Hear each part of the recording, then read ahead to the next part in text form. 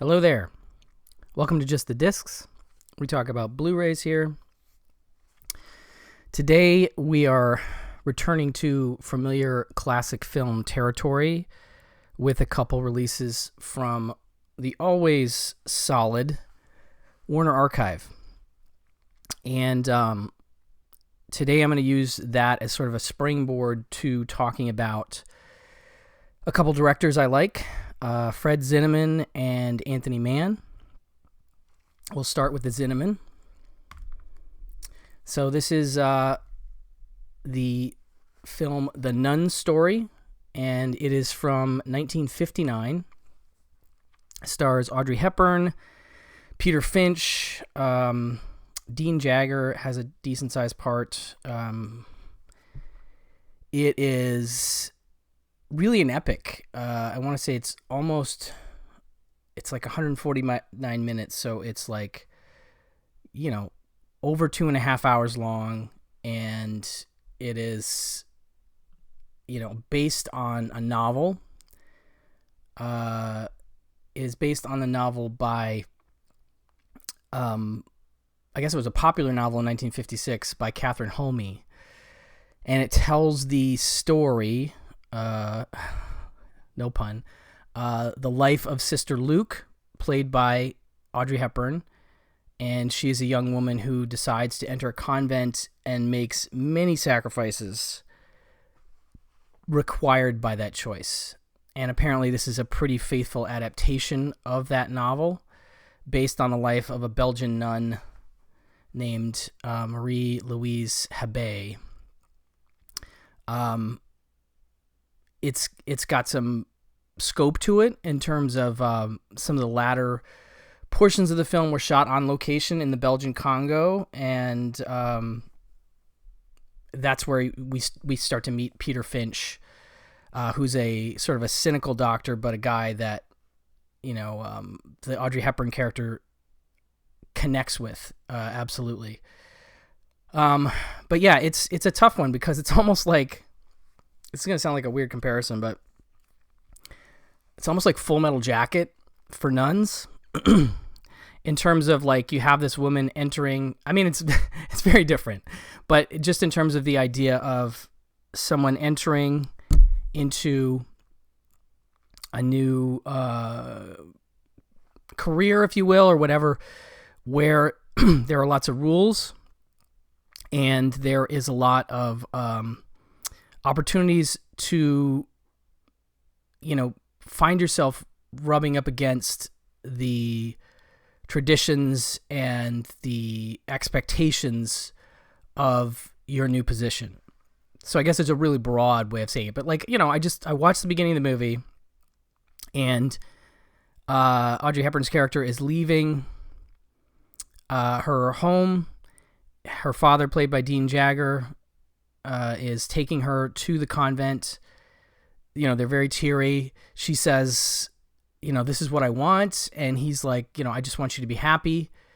And she's like, I am happy. And I'm like, hey, you haven't even started this thing yet.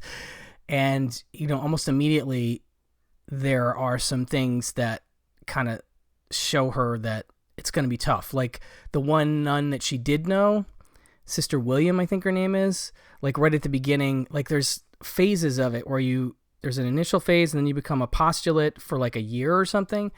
And she's like, oh, it's so good to see you. This nun friend of hers, basically saying like, it's going to be nice to have you to help me through this.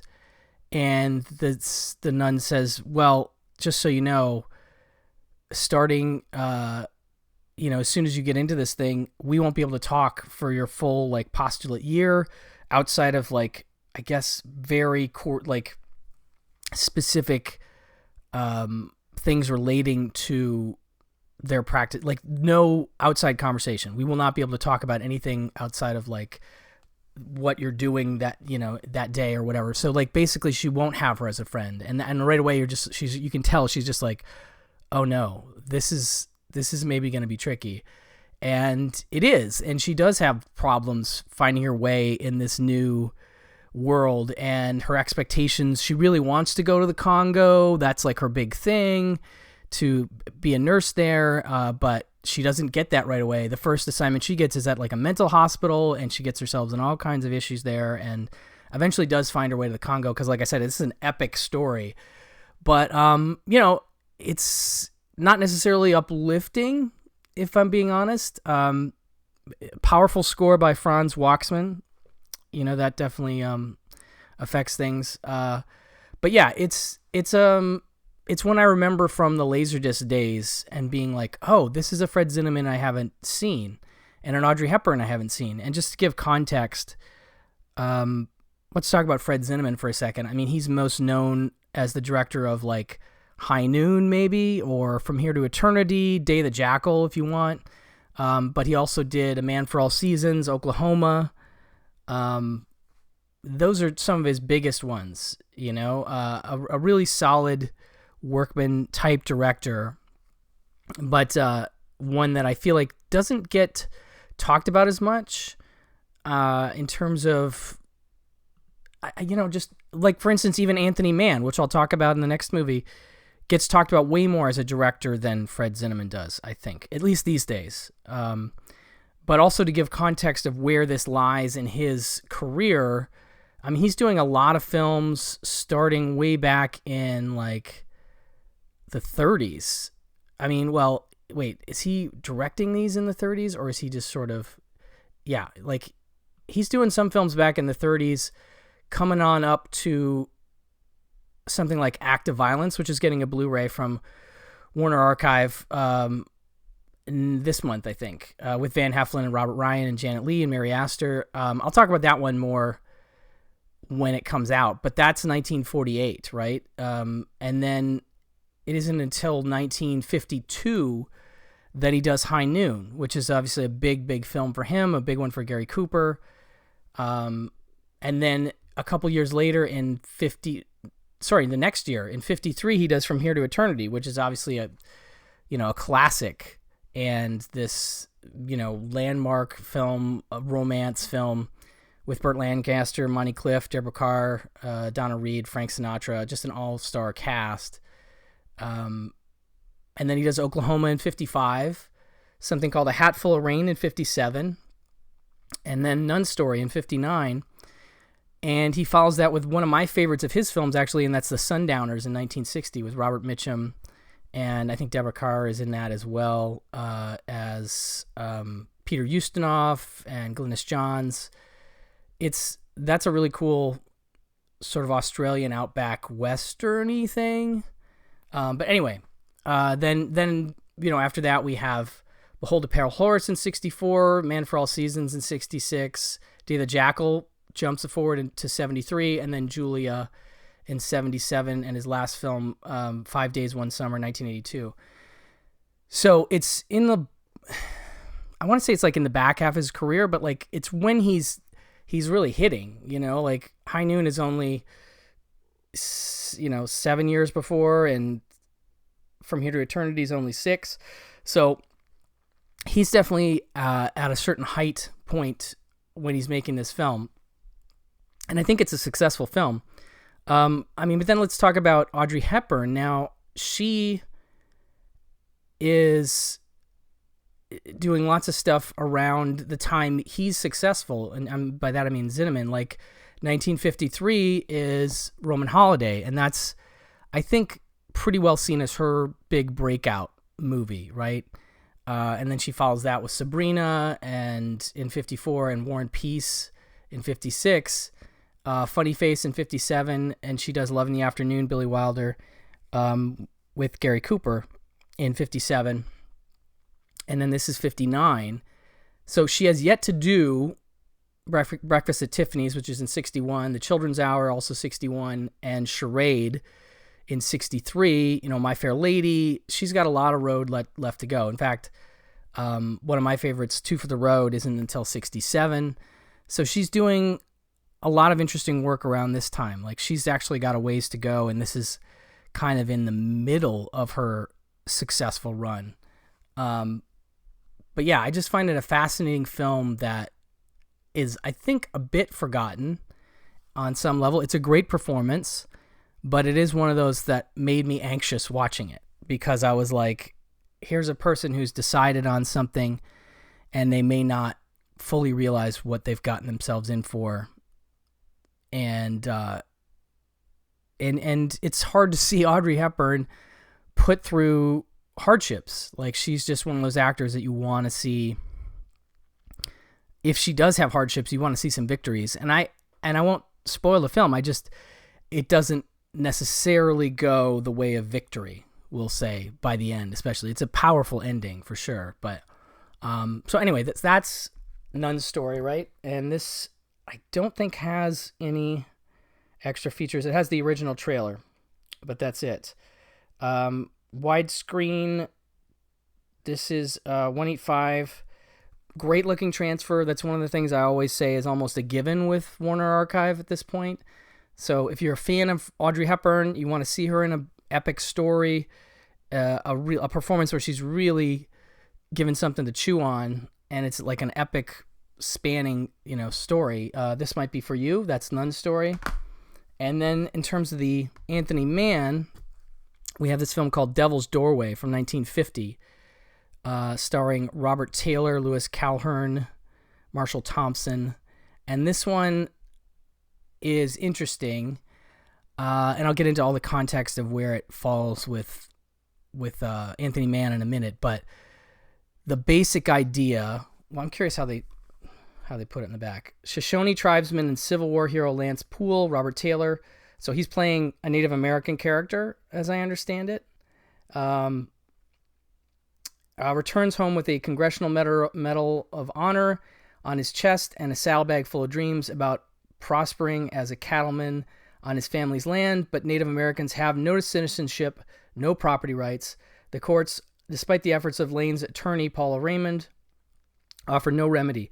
Lance and his people must fight to keep their land. Devil's Doorway is the first of the dozen or so groundbreaking westerns by auteur filmmaker Anthony Mann, and is one of his earliest films sympathetic to the plight of the Native Americans, standing alongside the same year as Broken Arrow. Perhaps not coincidentally, Lance Poole's tribal name is Broken Lance. So yeah, of course, he does play a Native American character, which is a trick, obviously, because he is white, and that is, I guess, par for the course of Hollywood of the 1950s. It's still a business, and they have to sell this movie. It is interesting that it is, a film that plays sympathetic to the Native American plight at this time, and that is something interesting and progressive about it. Robert Taylor is an actor that I like. I think he is one of those actors that's been in a decent amount of stuff, but isn't really... I don't know, another actor like Fred Zinnemann in some ways isn't really remembered as well as I feel like he should be. I mean, he's in things like Party Girl, Nicholas Ray's movie Party Girl with Sid Charisse, and I find that to be, and Lee J. Cobb and John Ireland. That's a fun, interesting gangster movie. And he's in like Ivanhoe. I really like him in The Night Walker. That's William Castle's movie with Barbara Stanwyck, kind of a weird, nightmarish movie. He's in a noir called Undercurrent with Katharine Hepburn. One from last year, I think, on Blu-ray. Westward the Women. That is from William Wellman, and that was one of my big discoveries. He leads a group of women who are to be married to a group of men working on a cattle ranch in California. I want to say, yeah, it's Chicago to California, and he has to bring all these women across country in a caravan, and it is really emotional, but just a really well done Western. And so that's a cool Blu-ray with him. Johnny Eager is a noir with he and I want to say Lana Turner and Van Heflin. That's a cool one. I feel like, can't remember if that's come out on a Blu-ray set from like Indicator or something. But anyway, he's a fascinating actor and one that I like, especially in the right parts. And I think this is an interesting showcase for him. He's not often given this kind of a role. I mean, he certainly did other Westerns, I think, but not a ton. Like The Law and Jake Wade, which is one that came out from Warner Archive on Blu-ray several years ago. But he's doing more. The Last Hunt. Oh, that's one I've been meaning to see. That's another one that Warner Archive put out on Blu-ray. Billy the Kid. So he's not unfamiliar to Western territory, but he's not the first guy I think of when I think of Westerns. Whereas Anthony Mann is definitely a director I think of when I think of Westerns, despite the fact that he also did epics. He did film noirs like Raw Deal and T-Men. And he's Anthony Mann's a kind of a favorite for me, like a really solid director. Westerns like his collaborations with Jimmy Stewart, Winchester 73, The Naked Spur, which got a Blu-ray from Warner Archive at some point. Man from Laramie, Bend of the River I really like, The Far Country. Those are all Jimmy Stewart Westerns. And I kind of like it when a director and an actor, get hooked up and make a group of films. It's not totally dissimilar to Bud Boetticher and, oh boy. Well, of course I'm blanking on everything right now. But it's one of those things where I just like to see actor and director together, and they work really well together. It's just one of those things where Randolph Scott, of course, is who I was trying to think of, and the series of Westerns that Boetticher made with Randolph Scott. I mean, these are obviously higher budget than those films, but they are dark Westerns in terms of the Jimmy Stewart stuff that he made at that time. I think those are almost all 50s, like 54, 52, 55, 53, 1950. Yeah, they're dark Westerns in a similar way to the Boetticher Scott Westerns. And so they're kind of, I don't want to say quite transgressive, but they're not, happy. They almost lean towards noir in some ways. He also did Man of the West with Gary Cooper, so you have a sort of a through line between Anthony Mann and Fred Zinnemann in terms of High Noon and Man of the West. Man of the West is after High Noon, but I think it's a really good Western and one that I think I discovered through the Danny Perry Cult Movies books. But so Anthony Mann, The Furies. Oh yeah, The Furies with Barbara Stanwyck. Yeah, he did a ton of Westerns, but he also did like El Cid and The Tin Star. Sorry, I'm all over the place here, but that's a great Western that just came out from Arrow on Blu-ray. And that one has Henry Fonda and Anthony Perkins, and it's really good. Yeah, I'm sorry, I'm just reminded. There's one called The Tall Target, which I think has only come out on DVD from Warner Archive, which is Dick Powell as a detective trying to prevent the assassination of then President-elect Abraham Lincoln on a long train ride. That's a fascinating thriller that he made, And then there's things like Reign of Terror, which I think is a big one for Joe Dante from 49, which is like a French Revolution, 1794 noir. And it's really interesting stuff. Like, I never would have seen it if not for Joe Dante's recommend. So he's got quite the varied career. And then, of course, like I said, the T-Men and the Raw Deal, the collaborations with cinematographer John Alton, one of the greats of noir cinematography. So it's interesting to me sometimes to check out these movies and see how they fall in the context of the filmmaker's other work.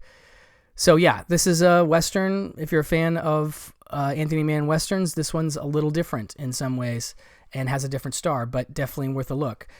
This has classic cartoons The Chump Champ and Cue Ball Cat, as well as the original trailer. So you've got a couple cartoons to start out that one.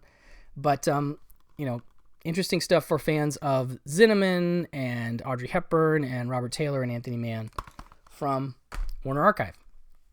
Anyway, thank you so much for listening, and I will have more soon. Bye-bye.